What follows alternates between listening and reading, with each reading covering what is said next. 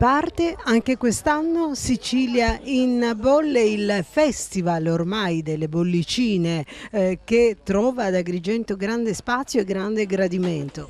Beh, devo dire che un grande plauso lo dobbiamo fare ai colleghi di ICE Sicilia e in particolare di ICE Agrigento, perché questo ormai è l'evento cult di questo periodo, in quanto difficilmente si pensa alla Sicilia come territorio di produzione di bollicine, mentre invece qui riescono a raccogliere il profilo organolettico dei migliori prodotti di questa tipologia, una tipologia che sta incontrando molto il favore dei consumatori.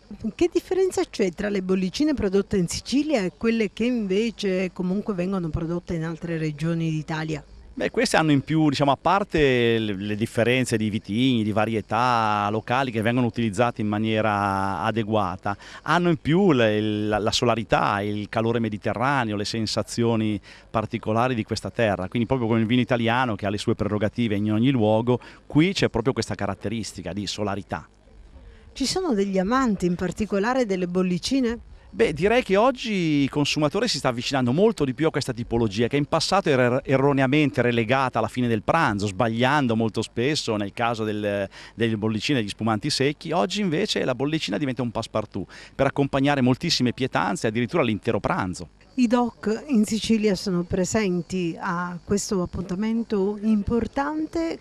Come vengono intanto recepiti dagli amatori del vino i DOC siciliani? La Sicilia è un'isola fantastica, un territorio per la produzione di grandi vini ormai da secoli, e la produzione di DOC è in continua crescita anche per gli spumanti.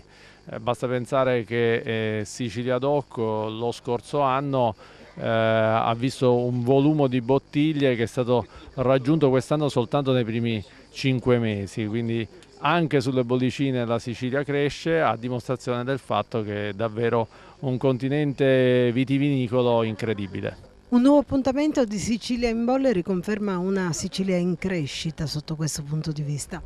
Sì, una Sicilia in crescita, una Sicilia bella, una Sicilia piena di fascino, come sono le bollicine.